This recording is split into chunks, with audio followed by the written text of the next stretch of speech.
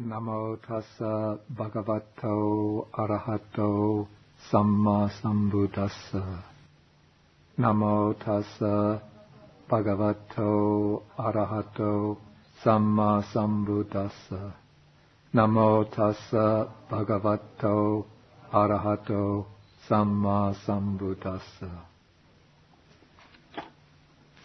Okay, we have been discussing the Bhayabherava Sutta. This is Majjhima Nikaya Sutta number 4. And don't forget that we stopped in the middle of Majjhima Sutta number 26, not to abandon it, but to come back to it eventually. But Sutta number 26 took us up to the point where the Bodhisattva, the future Buddha, has found a suitable place for his striving for meditation, a place that he thinks will be conducive to reaching enlightenment. Then that sutta continues with a paragraph in which the Buddha speaks directly about his attainment of enlightenment.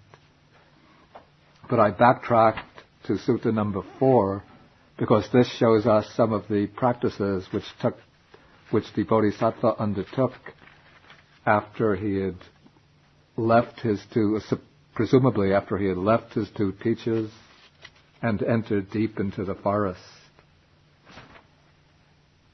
He had resorted to these deep dwellings in the jungle, and there he had subjected himself to trying to experience intense fear and dread on these what are regarded as especially auspicious nights, the 14th, 15th, and 8th of the fortnight. Then after he conquers fear and dread, then according to the text, he sits down, he arouses his energy, sets up mindfulness, then his body becomes tranquil and untroubled, his mind becomes concentrated and unified, and then he enters successively into the 4 jhanas, or meditative absorptions, which I discussed concisely last week. Later, when we come into the suttas that deal with the training of the disciple, in that context, then I'll give a fuller explanation of the jhanas and the process that leads to their attainment. Okay, so now we're in the sutta number 4. We've completed paragraph 26. Now we come to paragraph 27. And at this point now, the Bodhisattva, through mastering the 4 jhanas, has reached a state in which his mind has become very, very powerfully concentrated. And what happens through the attainment of the 4th jhana is that the mind is capable of gaining access to realms of experience which we ordinarily think have been very deeply buried. And also it's capable of arousing certain spiritual powers which would strike an ordinary person as being unimaginable or inconceivable. These powers are called in Pali abhinyas. The word abhinya comes from the prefix abhi, which has the implication of superior, higher, or sometimes direct, with the root nya, which means to know. So abhinya means a higher knowledge, superior knowledge, or also direct knowledge.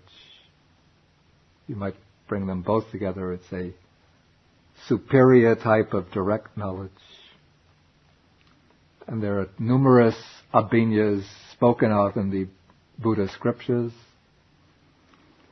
And the 4th jhana is called the Padaka jhana, which means the basic or basis, the foundation for the development of these abhinyas, these higher knowledges. Normally we think of matter and mind as being quite separate phenomena, and through materialistic way of thinking, we believe that matter conditions and even creates or generates mind. But according to the Buddhist way of looking at things, when one develops the jhanas, gains mastery over the jhanas, and can gain control, develop these abilities to practice the abhinyas, one could use the mind to control and master matter in ways which are inconceivable in our materialistic ways of thinking. Okay, so now the Bodhisattva, by entering into the fourth jhana, has brought the mind to the state of extremely powerful, focused concentration.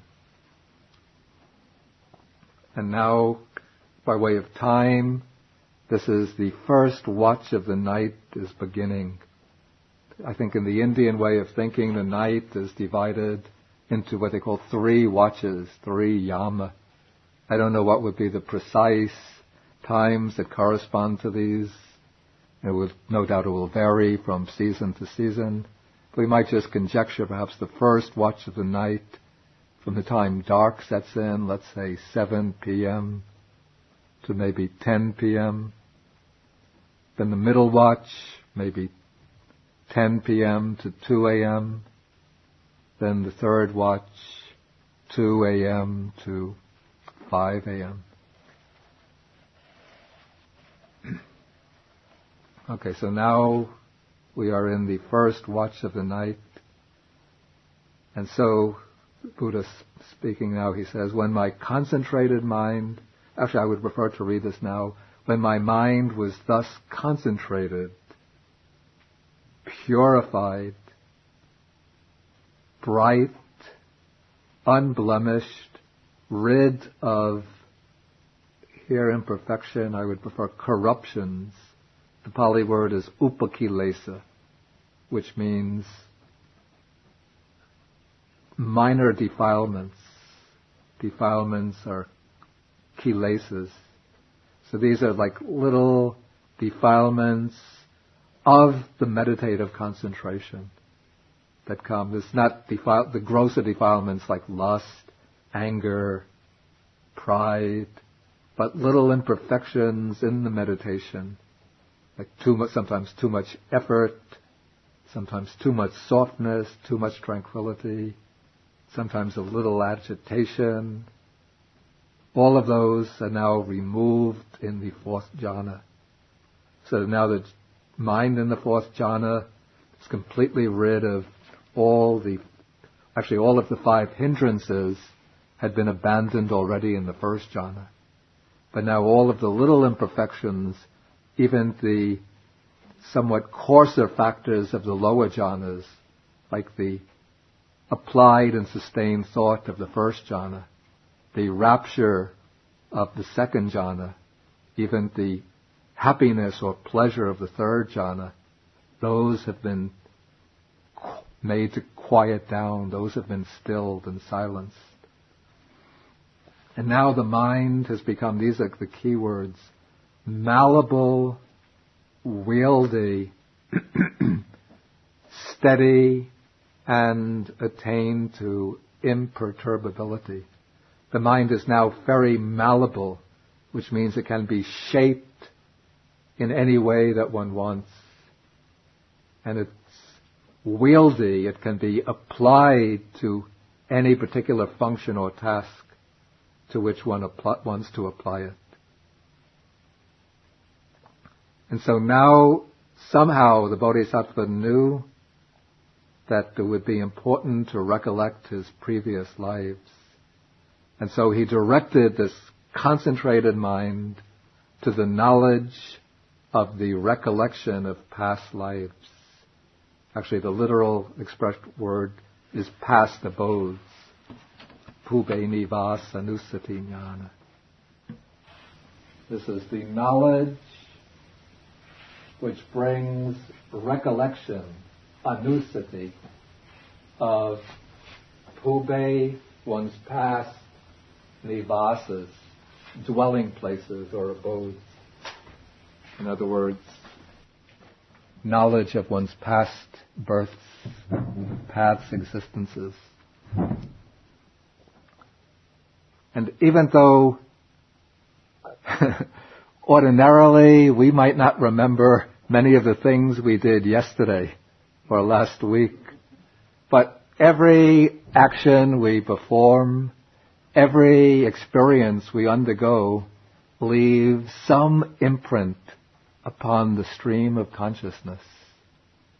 And all of these impressions are in some sense stored up, accumulated within the deep underlying strata of the mind.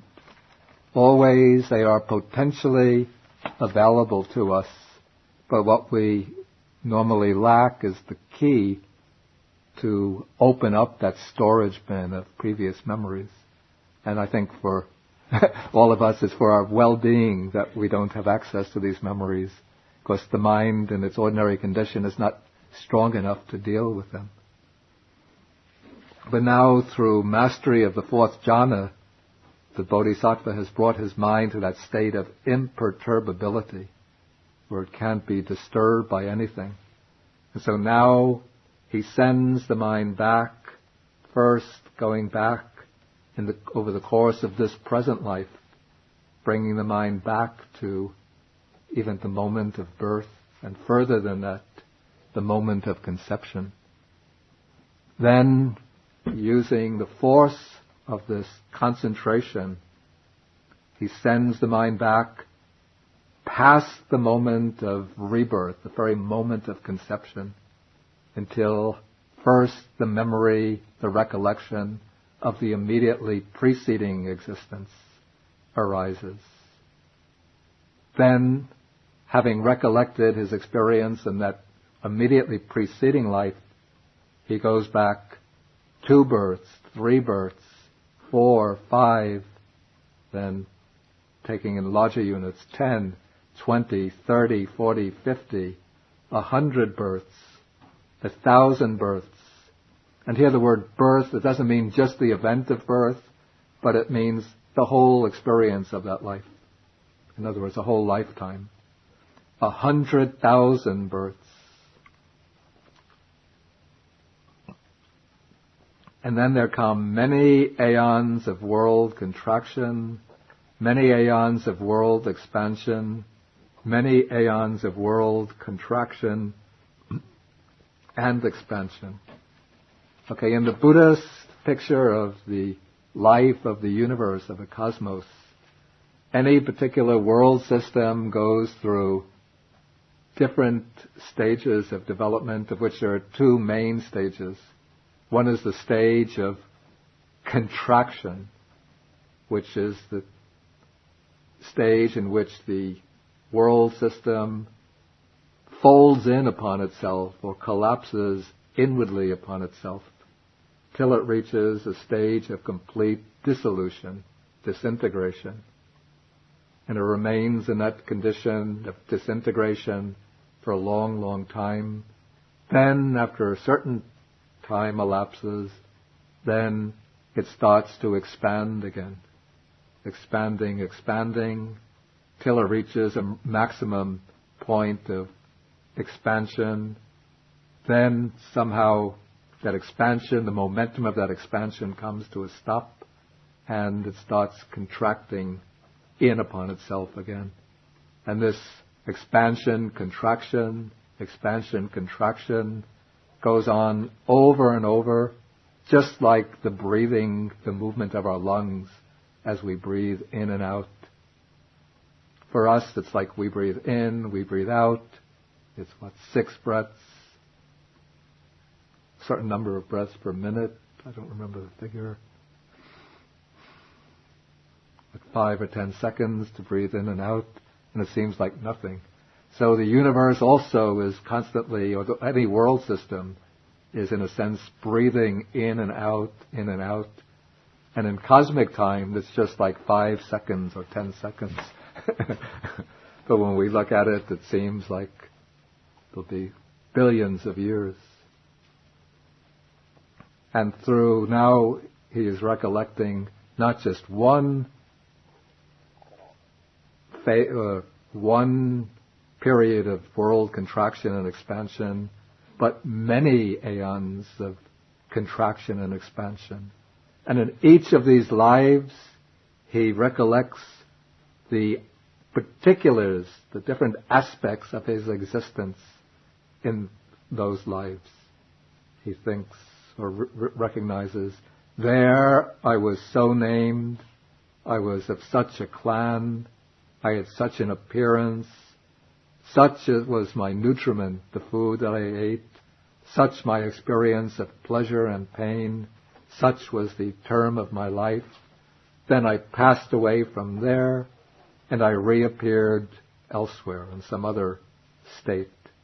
And there too I had such a name, belonged to such a clan, had such an appearance, such was my nutriment, such my experience of pleasure and pain, such my life term, and passing away from there, I reappeared here. And so this is and then he says, thus with their aspects and particulars, I recollected my manifold past lives or past abodes. And now he says, sort of concluding this phase, this investigation of the previous lives being spread out over the first watch of the night may have taken 3 or 4 hours. And so he says, this was the first true knowledge. The Pali word here is vidya, or Sanskrit vidya, attained by me in the first watch of the night. And I should mention, it's very important to mention, that this knowledge of the recollection of past lives is not itself really the experience of enlightenment, or it's not a supramundane or transcendental knowledge. Because meditators who become very skilled in the jhanas, who don't even have right view, just through the strength and power of their samadhi, are able to gain the recollection of at least some previous lives.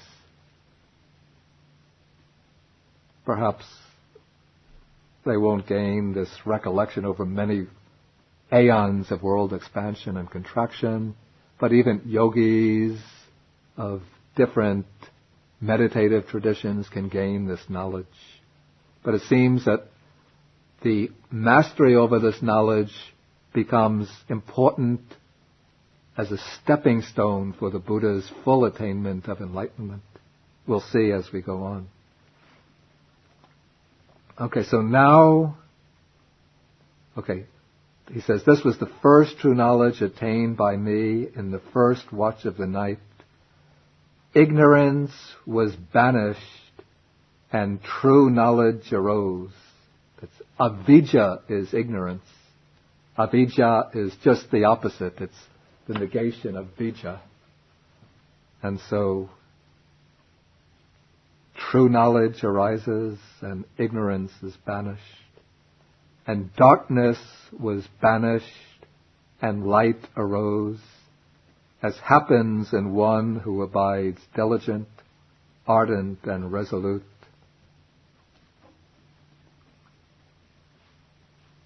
Okay, now apparently the Bodhisattva is now entering the middle watch of the night. Perhaps it's now about 10 o'clock, 11 o'clock.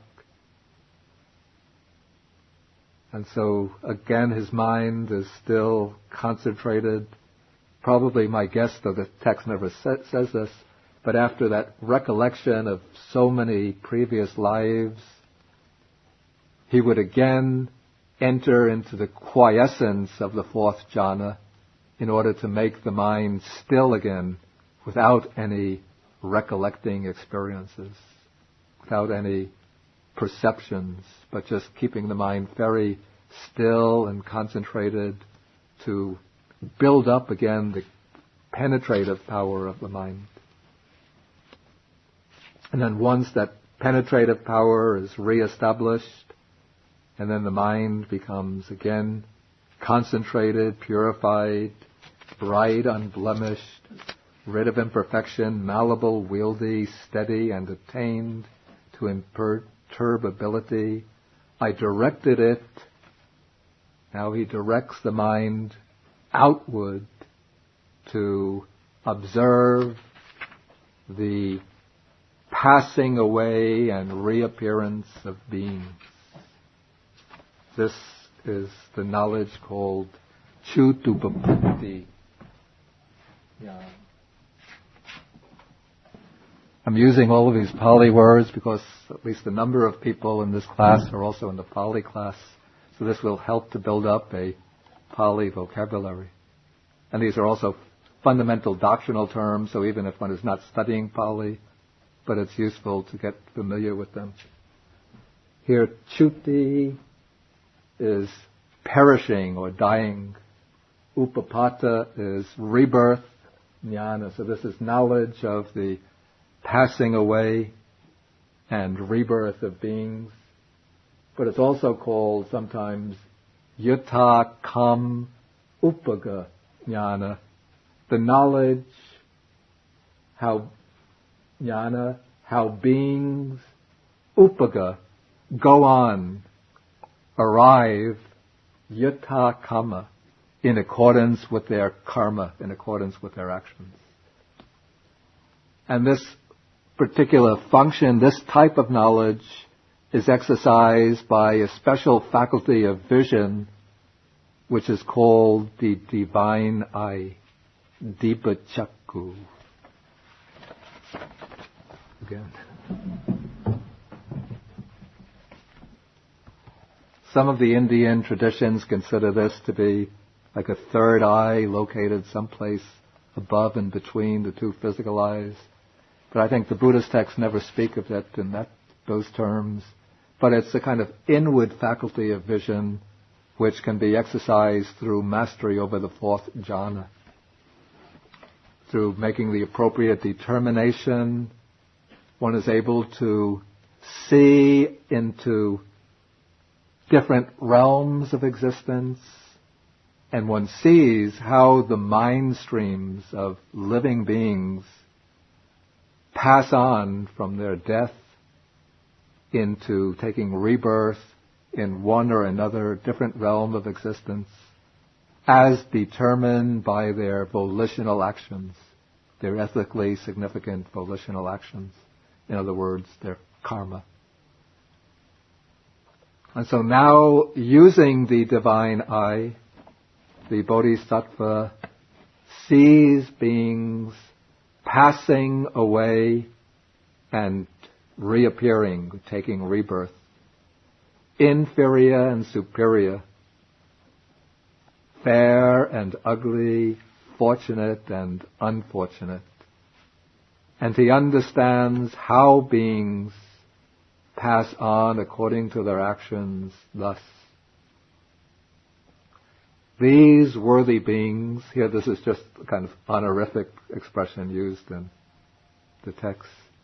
These worthy beings who behaved wrongly, who are ill-conducted in body, speech, and mind, who reviled the noble ones, that is, they would have spoken discourteously, abusively to noble persons, to spiritually enlightened persons, who held wrong views, particularly the wrong views which deny the basis for ethics and morality, and who gave expression to wrong views in their actions, who behaved in ways that were in accordance with this wrong view, since they deny any type of moral retribution for action, deny any existence after death, then they lead lives which are governed by worldly aims and purposes, and then they behave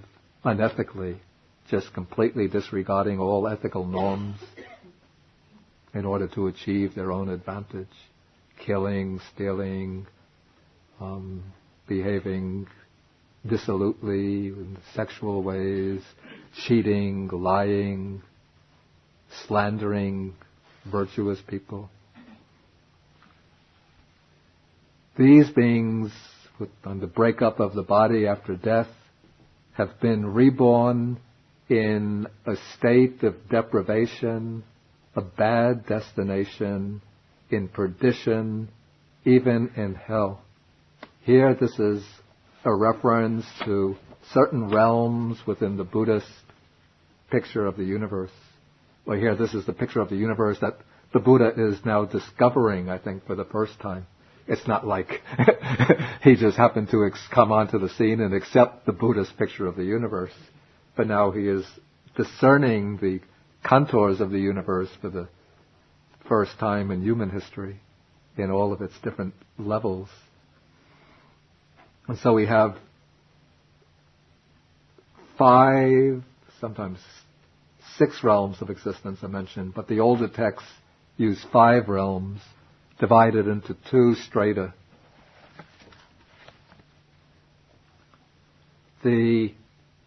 What is called here the state of deprivation, or the bad destination. This is apaya, is what's translated state of deprivation. And then bad destination is dukati. Dur means bad. Gati means place that one goes to. So this is a bad destination, includes 3 realms. The hell realms, of which there are many different hells. And then there is the animal realm that we can see. And then there's something called the sphere of the Petas. Petas sometimes translated hungry ghosts. But it doesn't really literally mean that. But these are beings who are existing in a kind of shadowy state, always tormented by strong desires for food and drink, which they can never satisfy. They experience a lot of suffering, though not as intensely as the beings in the hells. And existence in these 3 unfortunate realms, bad destinations, arises through the maturation of unwholesome karma, through misconduct of body, speech, and mind. And then, continuing the text, these worthy beings who are well conducted in body, speech, and mind, who are not revilers of noble ones, but who had respect and reverence for the noble ones, who held right views and who expressed right views in their actions, in other words, who behaved in ethically upright ways, on the dissolution of the body after death, have reappeared, taken rebirth in a good destination, even in the heavenly world. This is what's called the sugati. Su is good, and gati, destination. So they have been reborn in a good destination, which means the human world is considered a good realm, and one of the heavenly worlds, of which there are many, again according to the Buddha's cosmology. And existence, as is well known, in any of these realms, existence is impermanent, not lasting. So in Buddhism, there's no permanent hells, but also no permanent heavens. One takes rebirth into one of these realms, subsists there for a certain period of time until the karma that brought one to rebirth there is exhausted. Then one passes away and takes rebirth elsewhere. And so now the Bodhisattva, the future Buddha, is observing this entire samsaric,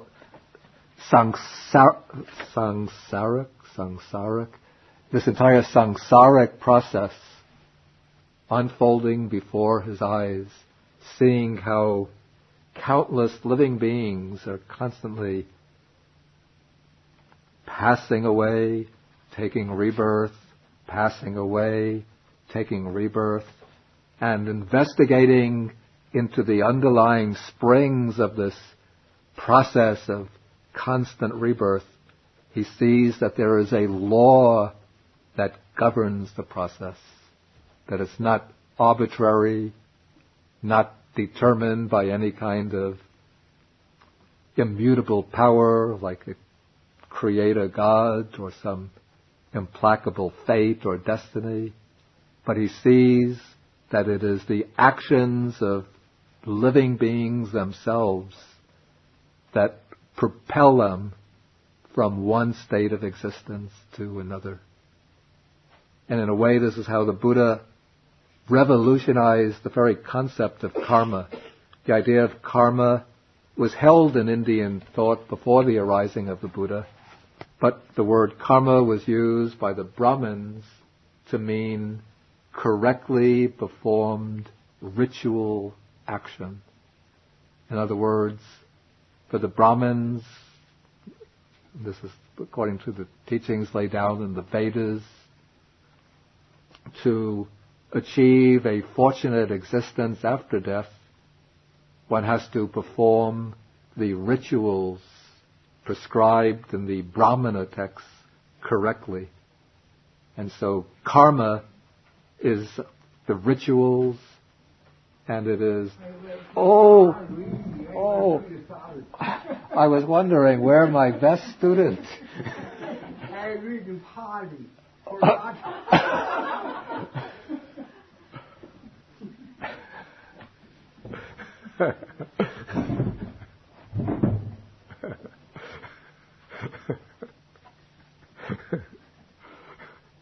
Should I go back to the beginning?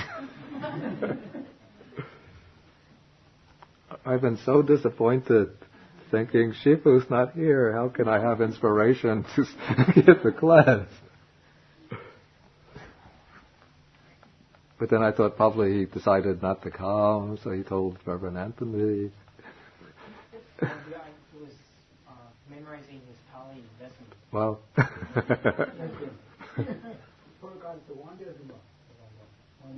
Okay. So, so for the Brahmins, karma means correctly performed ritual action, and it is the correct performance of the rituals, particularly the sacrifices, that guarantees a continued existence or a heavenly existence after death. And it seems the concept of karma was also used by some of the other schools, like the Jains, but they conceived of karma almost in material terms, as some kind of material force that was deposited upon the jiva, or the soul, through a person's actions. And so there would be karmas of different colors which adhere to the soul, and one has to burn off all karma through ascetic practices or self-mortification to gain liberation. But the Buddha was the one, it seems, for the first time in Indian thought, to give a moral significance to the concept of karma, and to situate the base of karma, the spring of karma, in human volition, in willed actions, and to identify the ethical factor, the determining ethical factor of karma, with the intention behind the action.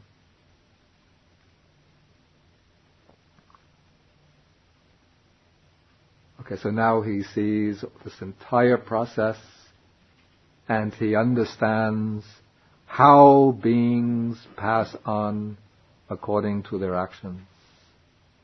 And this, he says, this was the second true knowledge attained by me in the middle watch of the night. Ignorance was banished and true knowledge arose. Darkness was banished and light arose, as happens in one who abides diligent, ardent, and resolute. Okay, now the text moves into the third great knowledge, or true knowledge, that the Bodhisattva attained that night. And this will be the knowledge that blossoms in his attainment of enlightenment, his liberation. And here it's presented very concisely, but in some other texts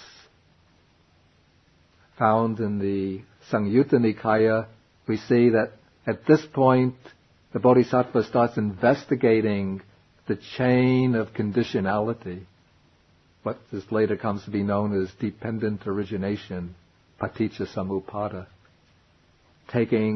beginning with the problem of old age and death, then trying to trace the conditions out of which the problematic nature of human existence arises, till he comes back to consciousness arising in dependence, in conjunction with nama rupa, with name and form, or mentality, materiality. I didn't want to go into an explanation of this because it requires a certain technical knowledge of the Dhamma, which I'll eventually present as we go through the sutta seminar. But here it's treated, this knowledge is treated very concisely. The Buddha says here, when my mind was thus purified, concentrated, bright, purified, and so on, I directed it to knowledge of the destruction of the taints. Here, the key word here is translated, I have to say unsatisfactorily, as taints.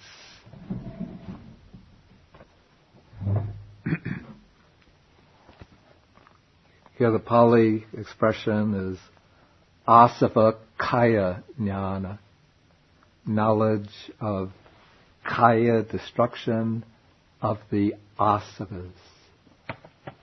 Now the word asava, which is rendered taints, comes from the root su, savati, which means to flow. Then prefix there's some debate whether this means that they flow in or they flow out. So some translators had rendered asava outflows, others had rendered it influxes, some had rendered influences, others effluence, some pollutants, some fermentations. Venerable Nyanamoli used taints, which I had retained in this edition. But no word really gets all of the connotations of the original. And this word also was a word used by other schools, other religious, spiritual schools at the time of the Buddha, even by the Jains, and they understood it as some kind of force which flows into the mind and which corrupts the mind. And so the task for all of these schools was to overcome the asavas, to eliminate the asavas. But according to the Buddha, none of his predecessors on the Indian scene had succeeded, because none of them really knew exactly what the asavas were. It was the Buddha who actually was able to determine what the asavas are. And as the Buddha uses the term asava, it refers to what I would call the three deepest and most fundamental drives that keep the process of samsara in motion. These are not identical with what's called the three poisons or the three unwholesome roots: greed, hatred, and delusion. Because hatred is not an asava. Hatred is an unwholesome root, but it's not one of the factors that binds beings to samsara. But the three asavas, the three taints. First, kamasava. This is the taint of sensual desire, taint of sensuality. Then bhavasava is the taint of attachment to individual existence, detachment to continued existence within the samsaric mode of being. And then what underlies both of these is the most fundamental taint is avijjasava, which is the taint of ignorance, of not understanding. And so the process of final liberation requires the eradication, the uprooting of these three taints from the mind. And this comes, as the text shows us, through the knowledge of the Four Noble Truths. At this point, the Buddha has not yet understood or knew the Four Noble Truths, because the Four Noble Truths had not yet been proclaimed yet. But it seems, this is my conjecture, that it was through the knowledge of the recollection of past lives and the knowledge of the arising and passing away of beings that the Buddha could get a very clear perception of the immensity of suffering in samsara.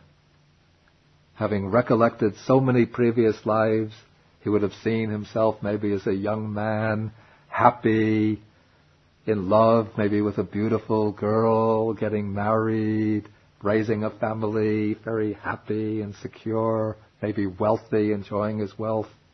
Then maybe the wife gets sick and dies, the children turn their backs on him, or else he gets sick, terribly sick, and he has to live on in illness.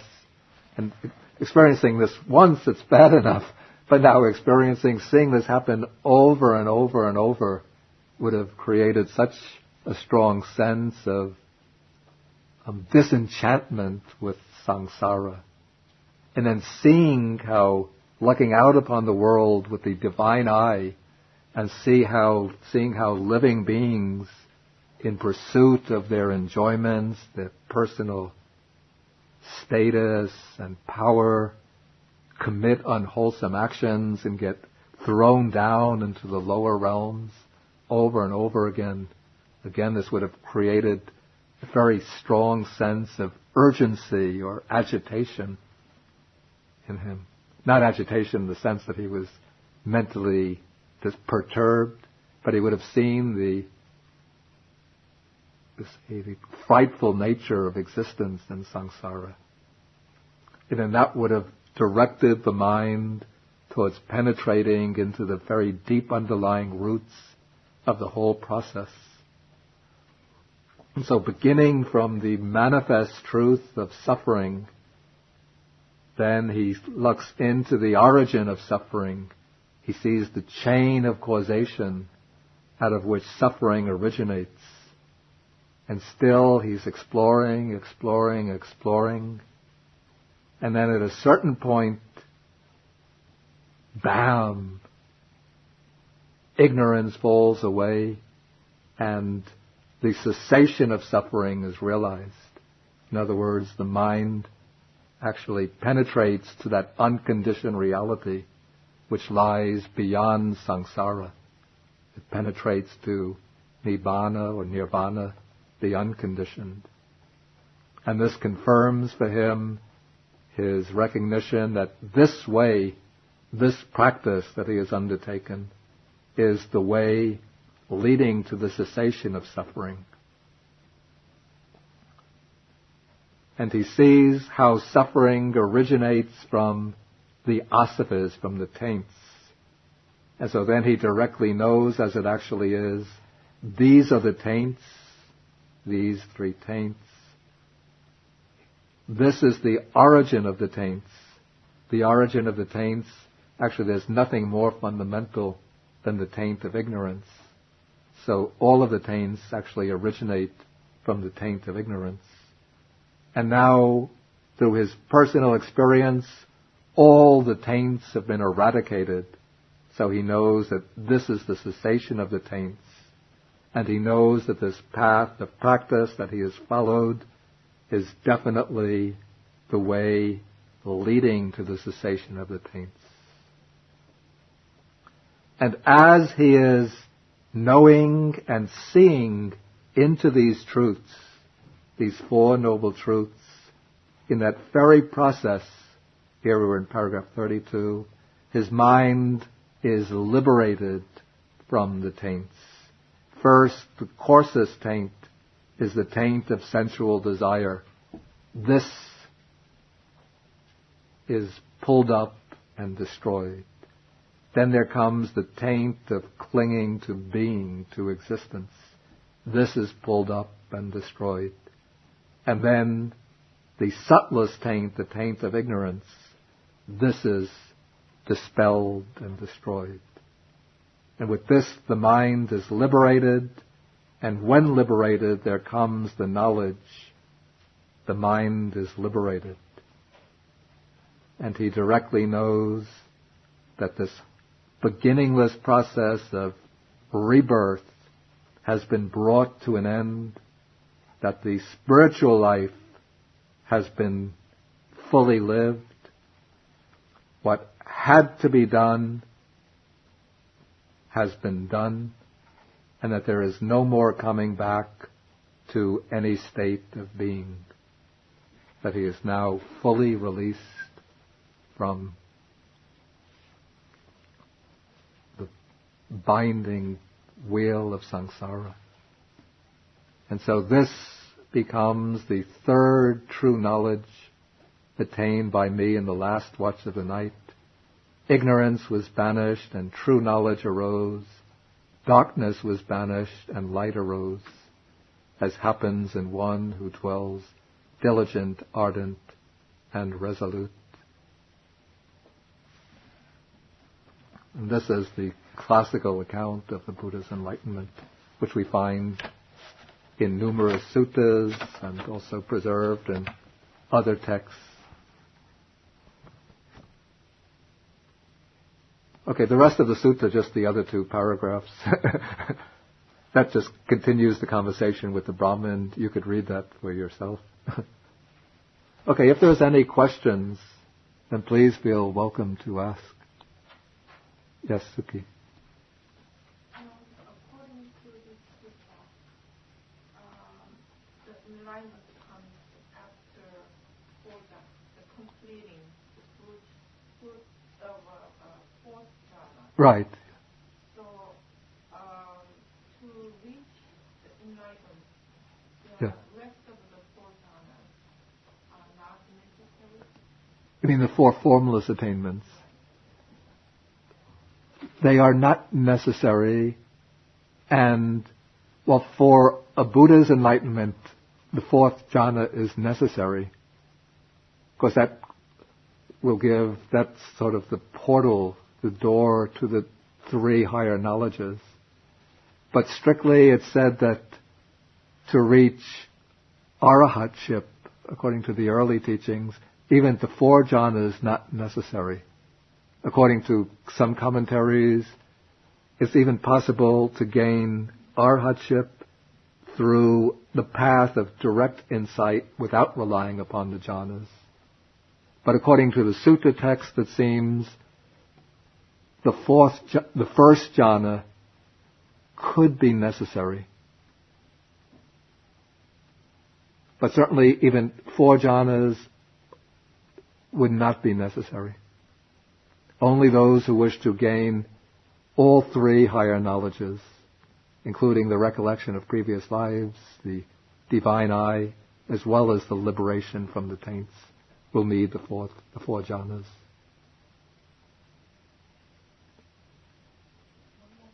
Yeah. Directly related to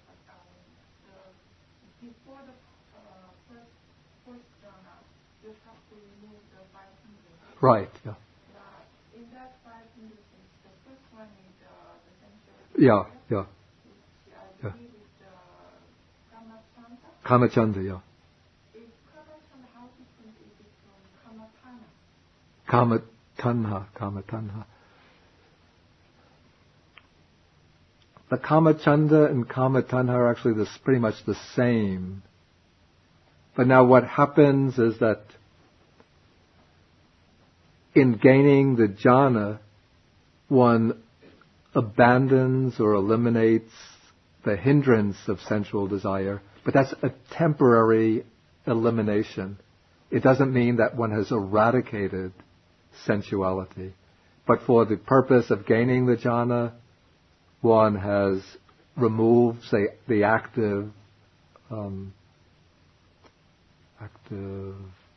manifestation of sensuality in the mind through training the mind and attending to a meditation object, maybe reflecting, doing the reflection on, called the 32 parts of the body, to see the unattractive nature of the body, and sometimes meditation on death. And this helps to still, to silence, to temporarily suppress sensuality. But the underlying force of sensual desire or sensual craving still remains, but it's with the full maturation of insight and of the higher wisdom that the sensuality gets eradicated at the subtle level, the deep strata within the mind, so that it can never arise again. Yeah, Jim. Yeah. I think these are just alternative terms for darkness will be symbolically representing ignorance, and here the light will be the light of vijja, of knowledge. But I find interesting in this passage, by the way, I've seen like debate rage, well, it doesn't quite rage, but a debate is conducted. How does one render the word bodhi or sambodhi? Should it be enlightenment or awakening?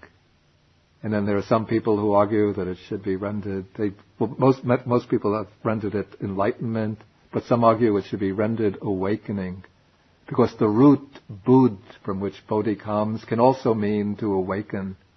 But what I find, looking through all the Pali texts, is that one very, very rarely, almost not at all, maybe just in a few places, finds the image of awakening from sleep used to characterize the Buddha's attainment of bodhi, okay, I won't translate it, of bodhi or sambodhi. And though the word bodhi or sambodhi has no meaning of light, it's not connected with any word for light, but in terms of imagery, one constantly comes across the image of darkness being dispelled and light arising, but not of awakening from sleep or from a dream.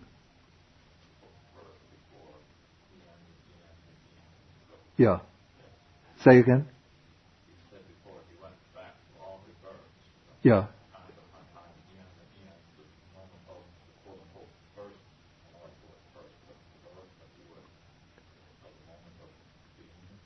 Yeah. Yeah, though there's no first birth. Yeah. But he tracked back many previous births. Any further questions? Okay, then we will stop and continue next Tuesday.